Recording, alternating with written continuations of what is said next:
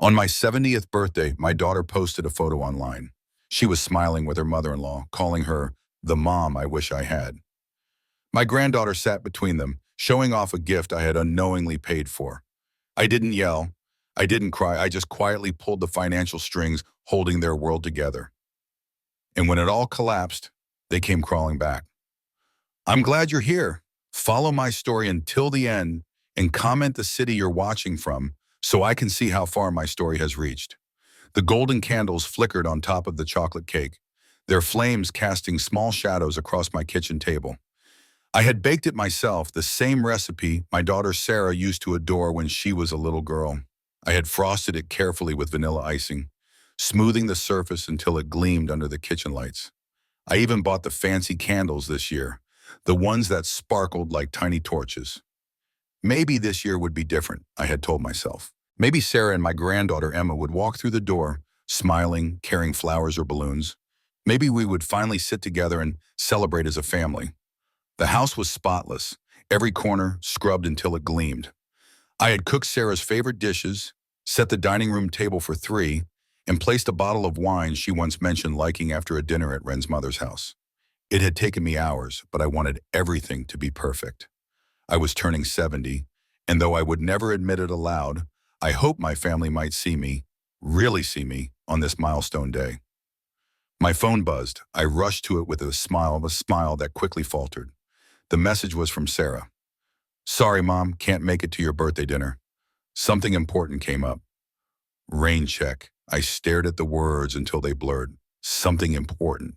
More important than her mother's 70th birthday? I placed the phone back on the table beside the glowing cake. My hands trembled as I reached for the wine glass I had poured hours earlier. The house felt enormous, filled with a silence so heavy it pressed against my chest. Minutes later, another buzz. This time, a notification from Instagram. I rarely use social media, but I had learned enough to follow Sarah's life from afar. I unlocked the phone, and the image that filled the screen nearly knocked the breath from my lungs. There was Sarah, radiant in a silk blouse, her arm looped around Inns Carter, Ren's mother. Emma sat between them, grinning as she held up a shiny piece of jewelry that glittered under the restaurant lights. They were raising glasses of wine and a toast, laughter frozen on their faces, framed by the elegant backdrop of an upscale restaurant. The caption beneath the photo carved straight into my heart. Birthday celebration with the mom I wish I had. Thank you, Inns, for always being there. Some bonds are chosen, not born. Blessed with the best real family. The words blurred again as tears pricked at the corners of my eyes. Today, my birthday, my daughter had lied so she could spend the evening celebrating with another woman.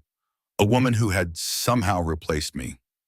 I scrolled through the comments, each one like a twist of the knife. Inns is amazing. You're so lucky to have her. Best grandmother ever. Emma is blessed to have such a loving family. Chosen family. As if I had been discarded and replaced by someone better. Someone worthy. I thought of Christmases where my invitation had come at the last moment, where Inns already occupied the spot beside Sarah at the table. School plays where I sat alone in the back, while Inns had the front row seat. Soccer games where Emma waved not at me, but at her other grandmother. Slowly, quietly, I had become the outsider in my own daughter's life. The cake sat untouched, the golden flames flickering lower, until wax pulled on the icing. I blew them out alone, the smoke curling upward like a ghost of the wishes I had once held. Hours later, the phone rang. Sarah's name appeared on the screen, and for a moment I considered letting it go to voicemail. Instead, I answered. Hi, Mom. Her voice was light, cheerful, almost singing. How was your day? Did you do anything special for your birthday? I stared at my reflection in the darkened kitchen window, the lines on my 70-year-old face sharper than ever. It was quiet, I said softly. That's nice. Sometimes quiet birthdays are the best. Listen, I can't talk long. We're at dinner with Inns. She's treating us to this amazing place downtown. It's incredible. The same place from the photo. That sounds lovely, I managed, forcing the words past the stone in my throat. It really is. Inez is just... She's incredible, Mom. She really understands what family means. Anyway, we'll definitely get together soon, okay? Love you. The line went dead before I could respond. I sat frozen, the phone still in my hand. My daughter had called, not to wish me a happy birthday, but to gush about another woman's generosity on the very night that marked my 70th year of life. Something shifted inside me then. It wasn't rage, not yet. It was colder, sharper, like glass splintering beneath a slow, steady pressure. The sound of illusions breaking. For years, I had convinced myself that sacrifice was love, that quietly funding Sarah's life, paying for her house, for Emma's school, for Wren's endless expenses, was proof of devotion.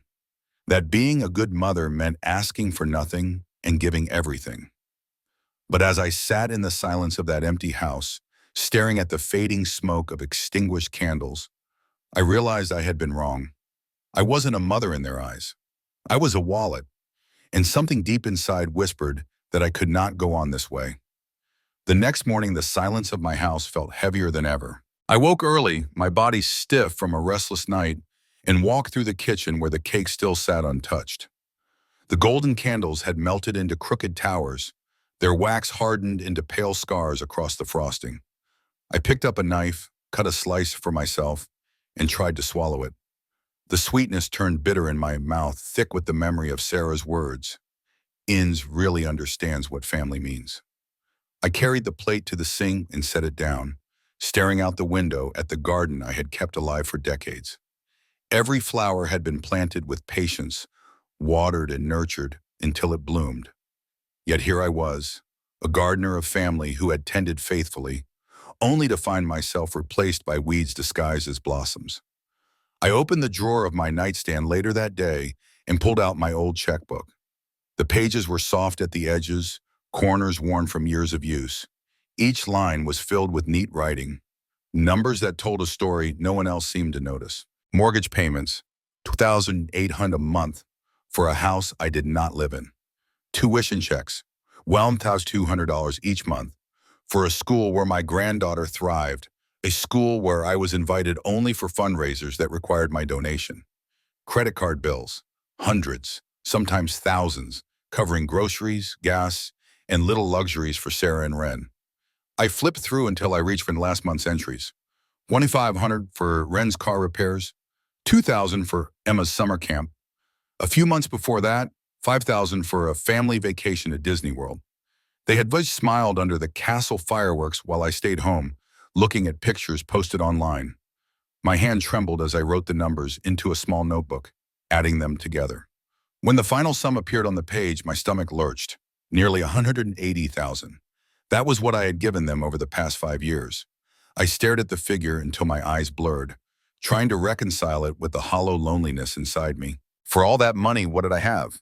A few hurried phone calls, a handful of obligatory visits, and an empty chair at my birthday table. The phone rang, slicing through the silence. I answered, my voice flat. "Hi, Mom," Sarah chirped, her tone bright and effortless, as though nothing were wrong. "How's your day going?" "It's fine," I said, though my heart felt anything but. "That's good. Listen, I can't talk long. We're about to head out with Inns again. She surprised us with this beautiful brunch spot, so we're all going together. Isn't she amazing?" Her words landed like stones in my chest. I forced a polite answer and hung up quickly. When the call ended, I sat in the stillness, staring at my reflection in the dark screen of my phone. When had I become so invisible? I thought back to Emma's last school play. I had asked Sarah if I could come. She had smiled apologetically and said, "It's just immediate family, Mom. You'd probably be bored." Immediate family. And yet, when the photos appeared on Instagram, there was Inns, front and center, clapping proudly as Emma beamed from the stage, the costume Emma wore, the lesson she took, the ticket for that very performance. All of it had been funded by me. I remembered Christmas mornings where my invitation arrived at the last minute, only to find Inns already settled into the role I once held. Dinners where she spoke with the confidence of someone who had earned her place, while I sat quietly at the corner of the table. Even Wren's financial decisions, praised endlessly for her responsibility, had been built on the foundation of my automatic transfers. I could still hear Inns's voice, warm with admiration. "It's so wonderful to see young people manage their money so well."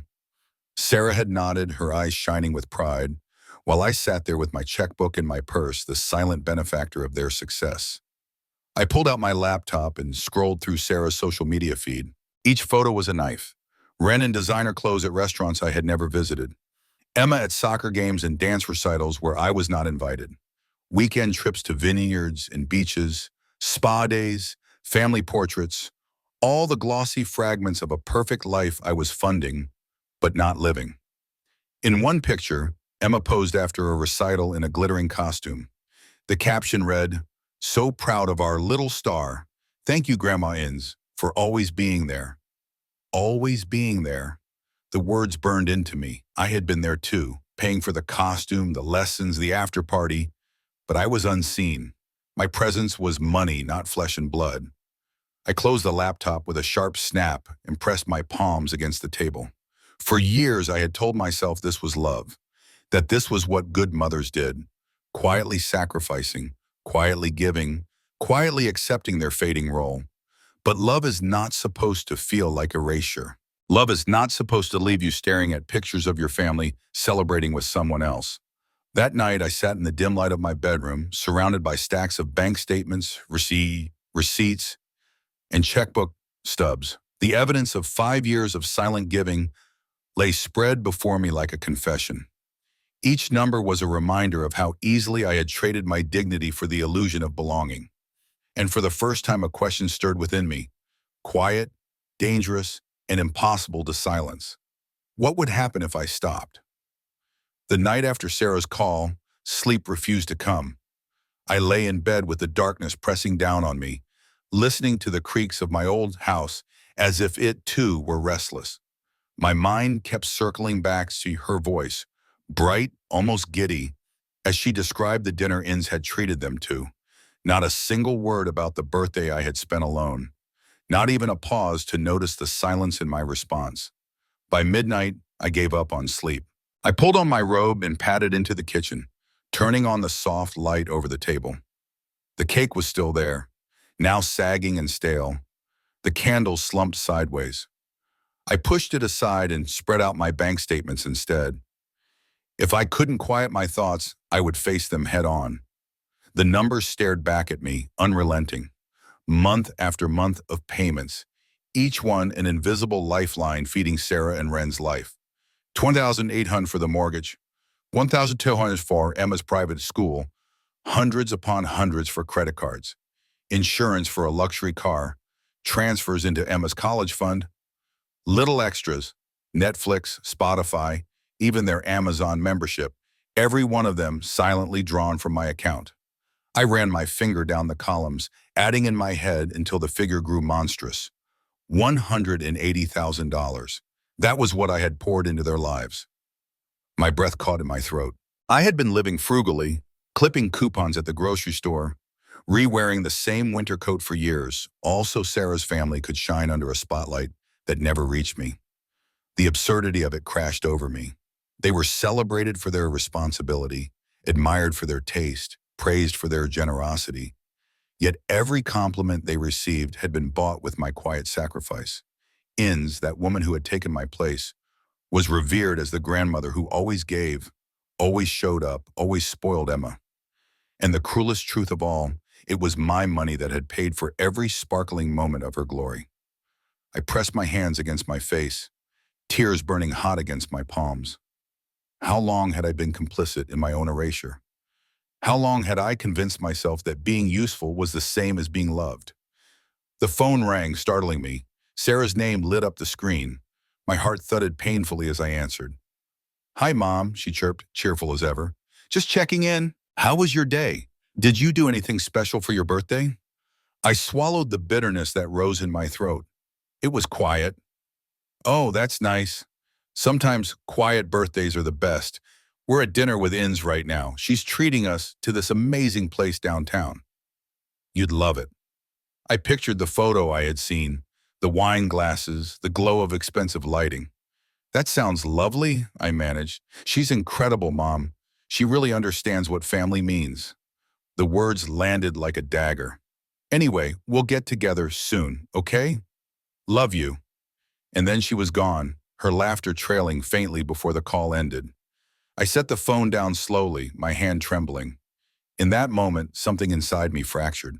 Not with the explosive rage I half expected, but with a quiet finality, like glass breaking in slow motion. For years I had been paying for my own exclusion. For years I had been funding the illusion that I still belonged. But illusions can only stretch so far before they shatter. And now mine lay in pieces at my feet. I looked at the stacks of bank statements. The weight of 5 years of sacrifice spread across my table. My chest rose and fell, my breath shallow but steady. A thought began to bloom. Dangerous but liberating. What if I stopped? I imagined Sarah's face when the mortgage didn't go through. Wren's panic when her credit card was declined. The shock when Emma's tuition payment never arrived. Would they notice me then? Would they finally see the woman behind the money? The clock ticked past 2 a.m., the only sound in the room. I leaned back in my chair and let the thoughts settle, solidify. For the first time in years, I felt the edges of my own strength pressing forward. I didn't know yet what I would do, but I knew this. Something had to change. And this time, the change would not be for them. It would be for me. Because what is the point of giving if it erases you? What is the value of sacrifice if it buys only invisibility? If you've stayed with me this far, maybe you understand. Maybe you've felt the sting of being replaced in your own family, the ache of realizing your love was measured in dollars instead of presents. And maybe you've wondered, as I did that night, what would happen if you simply stopped? Keep listening, because this is where everything shifts. The moment you've been waiting for is coming. The moment when a silent foundation decides to crumble. And when it does, everything built on top of it will fall. So stay with me. Like this story, if it struck a chord, share it if you know someone who needs to hear it. And make sure you subscribe, because what comes next will change everything. The morning sunlight streamed across my kitchen table, illuminating the neat stacks of bills and statements I had left out overnight. I sat with a cup of coffee that had long gone cold, staring at the figures again, as though the ink might shift into something else if I looked long enough. But the numbers remained stubborn, undeniable. Nearly $180,000 over 5 years. I picked up the phone and dialed my bank. My voice was calm when the customer service representative answered, though my hands trembled slightly as I held the receiver. "Mrs. Anderson, how can I help you today?" "I need to review all automatic payments and transfers from my account," I said. "Everything connected to Sarah Westbrook or Ren Westbrook."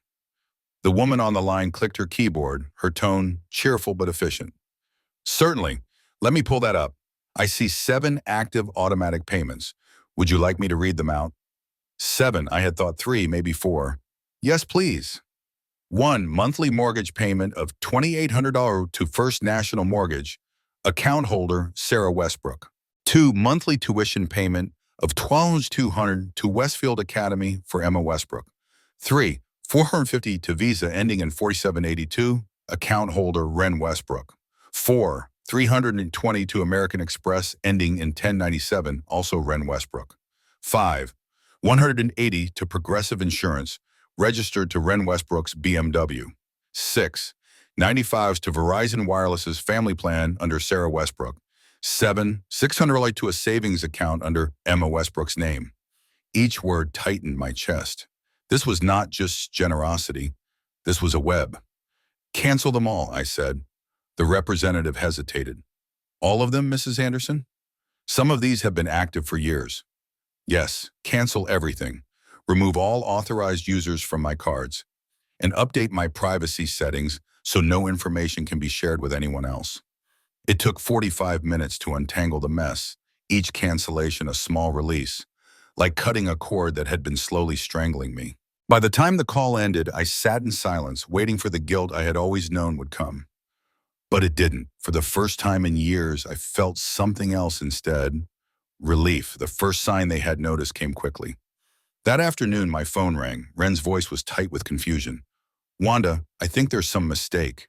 The card you gave me for emergencies was declined at the grocery store today. I called the bank, but they said the account was closed. That can't be right, can it?" I steadied my voice. "I've been reviewing my finances, Ren, making some changes." "What kind of changes?" she asked after a pause. Just simplifying. At my age, it's important to be more careful. But Emma's school payment is due tomorrow, and the mortgage. Sarah said you always handle those automatically. I did, for a long time. Her silence stretched. Then finally, incredulously, are you saying you're not going to help us anymore? The word help almost made me laugh. Help implied choice, generosity. This had never been help. This had been dependence, expectation, entitlement. I'm saying I'm going to be more thoughtful with my spending, I said. I'm sure you and Sarah will figure it out. You're both very capable. I hung up before she could answer. It didn't take long for Sarah to call. Her voice was sharper than usual, pitched high with panic. Mom, Ren said you canceled some payments. There must be some mistake. No mistake, I replied. Why? Are you having money problems? Money problems. The irony of it almost choked me. After funneling nearly $200,000 into their lives, she thought I might be the one in trouble. I'm fine, I said. I'm just making adjustments to my budget. Adjustments? Mom, we're talking about Emma's tuition, our house payment. These aren't things you just adjust. Actually, Sarah, they are. They're my adjustments to make. I don't understand. You've never minded helping before. You said family was important, that you wanted to secure Emma's future. I did say that, I admitted quietly. But things change. Her voice softened, pleading, Mom, please. If this is about your birthday, I told you we could do something soon. Inns just happened to invite us out. This isn't about my birthday. Then what? What did we do wrong? I thought of all the dinners where Inns sat proudly at the head of the table, of the plays and games where she beamed from the front row, of the photos where she was thanked as the grandmother who was always there. I thought of the checkbook that bore my handwriting, the receipts with my name, the sacrifices that had erased me from their story. Everything and nothing. But I didn't say it aloud. Instead, I told her, you didn't do anything wrong, Sarah. I'm just choosing to spend my money differently. Differently how? She demanded. On myself. The silence on the line was deafening. On yourself? Mom, you barely spend anything on yourself. You live in that same house, drive that old car, wear the same clothes for years. What could you possibly need money for? And there it was, the assumption buried beneath everything, that I didn't need anything, that my life existed only to provide for theirs.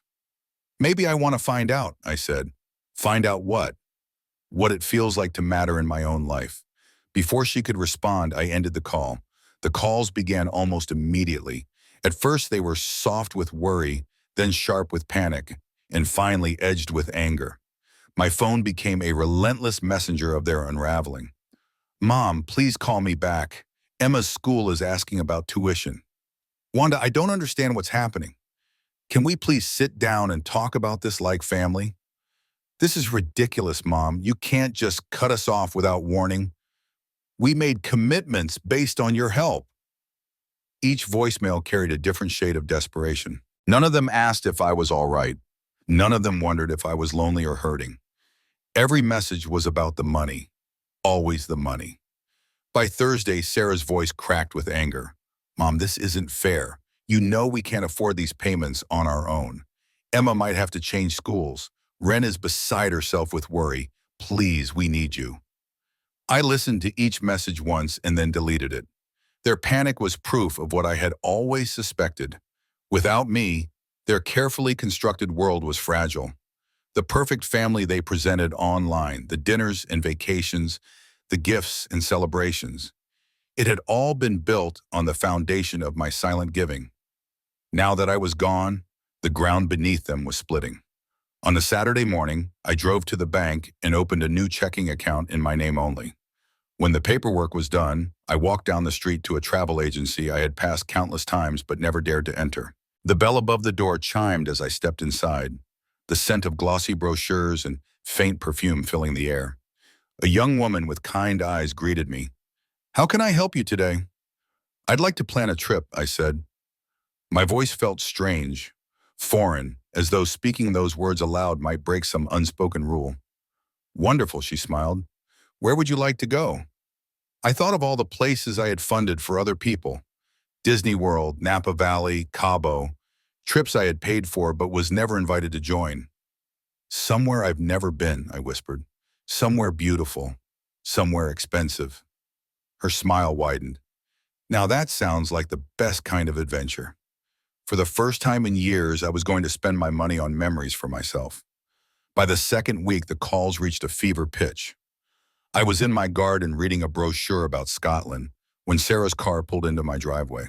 I watched through the window as she fumbled with her phone, probably calling Ren to announce her arrival. The doorbell rang 3 times before I opened the door. "Mom, thank God," she said, her voice frayed, her eyes swollen from crying. "We need to talk." "Hello, Sarah," I replied, my tone even. "Come in." She followed me to the living room, her gaze instantly falling on the brochures scattered across my coffee table, her brow furrowed. "Are you planning a trip?" "I am." "Where?" "Scotland. Maybe Ireland after that." She stared at me as though I had confessed to some terrible crime. "Mom, we can't afford the house payment this month. The mortgage company called yesterday." "I'm sorry to hear that," I said simply. "You're sorry?" Her voice cracked. "Mom, we could lose our house." I sat down in my favorite chair, a soft blue recliner I had bought for myself just last week, the first new piece of furniture in 2 decades. I leaned back, feeling the fabric hug my shoulders. "That would be unfortunate." Sarah's eyes widened. "Unfortunate? Mom, what's happening to you? This isn't like you." "How would you know what I'm like?" I asked quietly. "When was the last time you asked?" Her mouth opened, then closed. We both knew the answer. "Mom, you know we care about you, but right now we're in crisis mode. Emma might have to leave her school. Ren is having panic attacks about the mortgage. We need your help." "You need my money," I corrected. "That's not the same thing." Sarah's hands trembled as she paced the room. "I don't understand what we did to deserve this. We've always been grateful for your help." "Have you?" I asked. "When you post pictures thanking Inns for buying Emma gifts I actually paid for? When you praise Ren's financial responsibility while I cover her credit cards? When you gush about Inns' generosity after she plans trips I'm secretly funding?" Sarah stopped pacing. Her face went pale. "What are you talking about?" I handed her a folder I had prepared, filled with statements and receipts. "Ren's shopping trip before your Napa weekend, charged to my card. Emma's dance lessons, her costumes, all paid by me. Even the dinner where Inns was praised for being so generous. Ren used my card for her outfit that night." She flipped through the papers, color draining from her cheeks. "I've been funding my own replacement for 5 years, I said, my voice low but steady. "Paying for Inns to look like the perfect grandmother while I was pushed aside." Sarah's lip quivered. "We didn't mean what? To use my money to build a life so comfortable that you didn't need me for anything but paying bills?" Tears streamed down her face. "Mom, please, we can fix this. We can include you more. We can—" "No." The word cut through the room like a blade. "You can't fix 5 years of making me feel like an outsider in my own family. You can't fix birthday dinners where I'm an afterthought, or posts that celebrate everyone but me. I'm done funding my own erasure." Sarah's shoulders sagged. Her sobs filled the silence. And for the first time in years, I didn't feel powerless. I felt free. If you've ever been made invisible by the very people you sacrificed everything for, you know this moment. The moment when sorrow turns into clarity, and clarity turns into strength. If this story resonates with you, stay with me, because what comes next will shake the foundation they never thought would crack. Like, share, and subscribe, because the unraveling has only just begun. The plane touched down in Edinburgh, beneath a gray sky that seemed older than time itself. I stepped out into the brisk air, my suitcase in hand, my heart strangely light. For the first time in years, I had not come somewhere for Sarah or Emma or Ren. This journey was mine. Scotland greeted me with rolling green hills and weather that changed by the hour.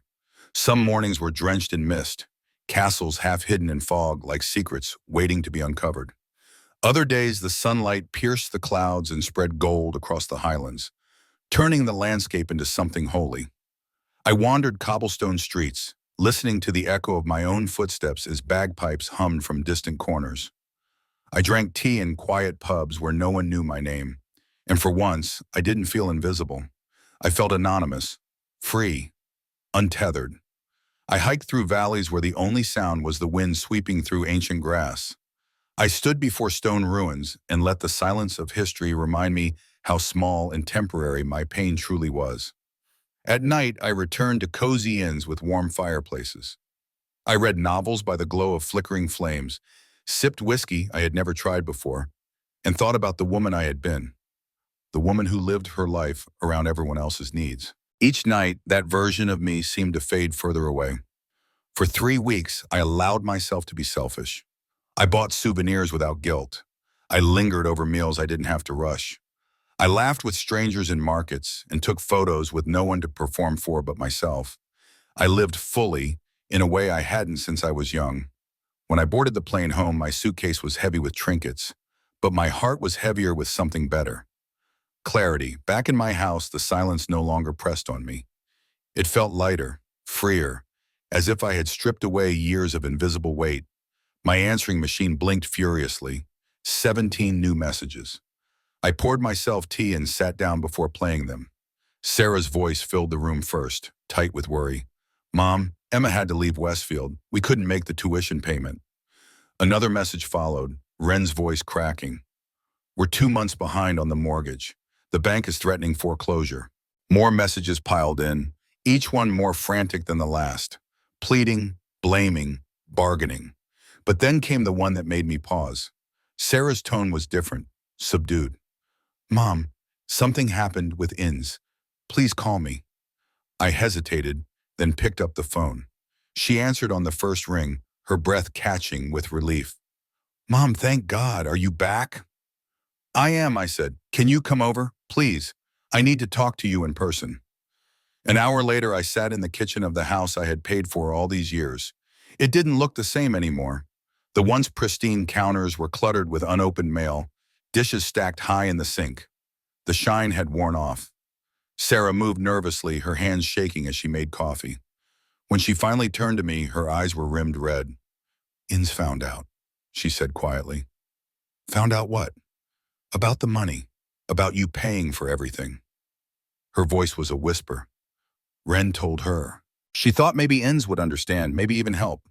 But instead, she was horrified. She said she never knew her generosity was built on someone else's sacrifice.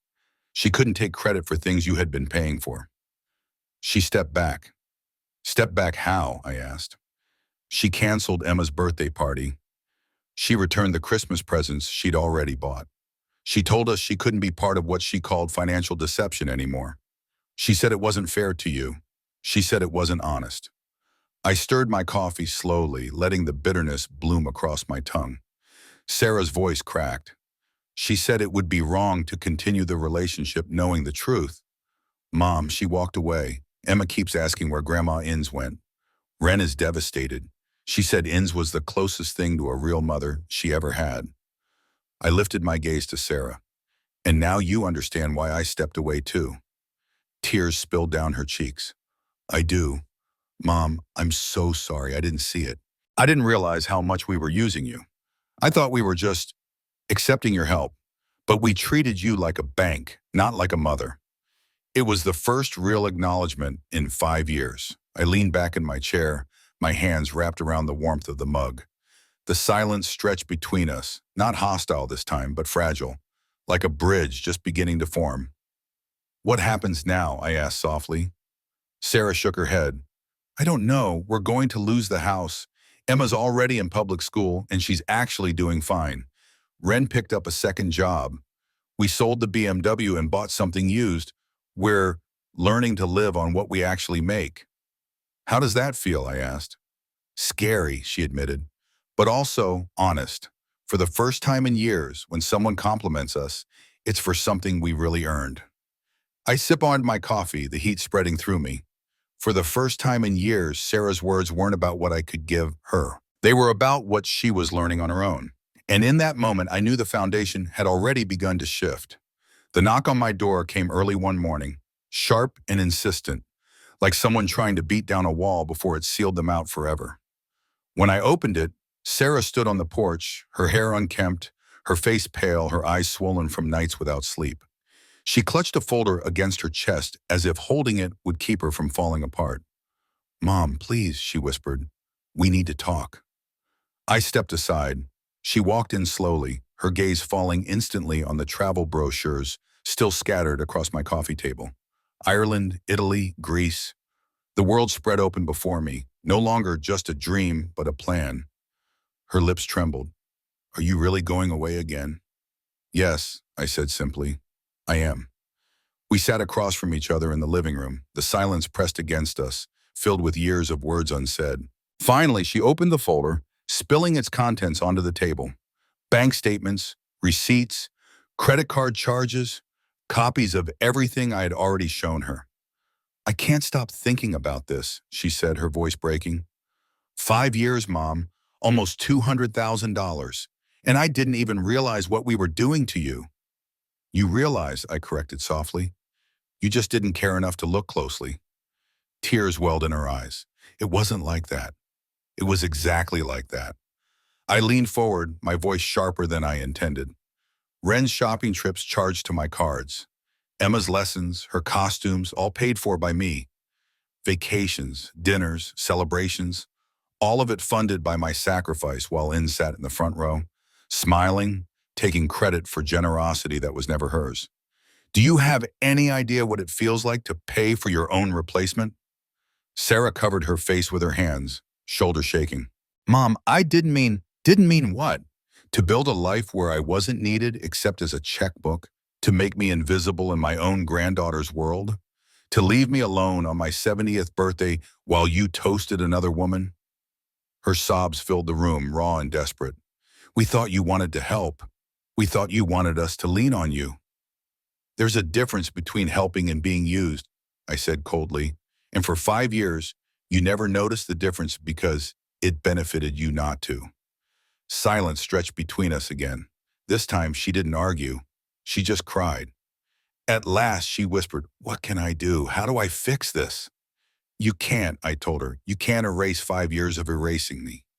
You can't undo the way you let someone else take my place while you drained me dry and dying.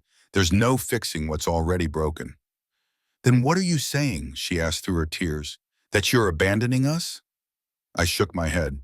"No, I'm saying I'm choosing myself." Finally, she stared at me as though she didn't recognize the woman sitting across from her. And maybe she didn't, because for the first time in decades, I wasn't the quiet provider, the silent giver, the woman who believed love was earned by sacrifice. I was someone new, someone free. Her sobs quieted, replaced by the heavy rhythm of her breathing. "What about Emma? She loves you. Does she?" I asked softly. "Or does she love the gifts she thinks came from Inns? Does she even know what I've done for her?" Sarah's silence was answer enough. "She'll be fine," I continued. "Children are resilient, and maybe she'll learn something you never did, that love isn't measured in money, that family isn't defined by how much one person can give before they disappear." Sarah's eyes finally met mine, wide and wet. "I do love you, Mom. I forgot how to show it." "Then you'll have to learn again," I said. "If you really want me in your life, you'll have to prove it with something other than need." Her lips parted as though to respond, but no words came. She stood slowly, clutching the empty folder to her chest. At the door, she turned once more, her face etched with regret. "Please don't give up on us completely." I didn't answer. When the door closed behind her, I exhaled, my body trembling with the force of what had just passed. The truth was out now, no longer buried under silence and sacrifice. And in that truth, I had found a freedom I didn't know I still possessed. If you've ever been invisible in the very family you built, if you've ever felt yourself replaced while your sacrifices were forgotten, then you understand the power of this moment. It's the moment you stop begging to be seen and decide to see yourself. So stay with me. The next chapter will reveal not just what I chose for myself, but what became of them when the foundation they stood on finally collapsed. Like this story, if it strikes something inside you, share it with someone who needs the reminder, and subscribe, because the end is coming, and it will not be what they expected. The months that followed were quiet, almost eerily so. My phone no longer rang with endless demands, no longer lit up with urgent texts asking for money I was expected to provide. The silence that once felt like punishment began to feel like peace. I used that quiet to reclaim pieces of myself I had long neglected. I planted flowers in the garden, not because Sarah loved roses, but because I did. I bought clothes that made me feel alive in colors I had never dared to wear. I read books by the window with no interruptions. Slowly, the woman who had been buried beneath years of giving began to emerge. Bolder, steadier. But silence never lasts forever. One evening, Sarah called in, not with panic, not with anger, but with a tone I hadn't heard in years. Soft, hesitant, almost humble. "Mom," she said quietly, "can I come over?" When she arrived, she looked different. The sharpness was gone from her face. She seemed smaller somehow, not in size, but in the way she carried herself. She sat across from me in the living room, folding and unfolding her hands in her lap. "I wanted to tell you what's happening," she began.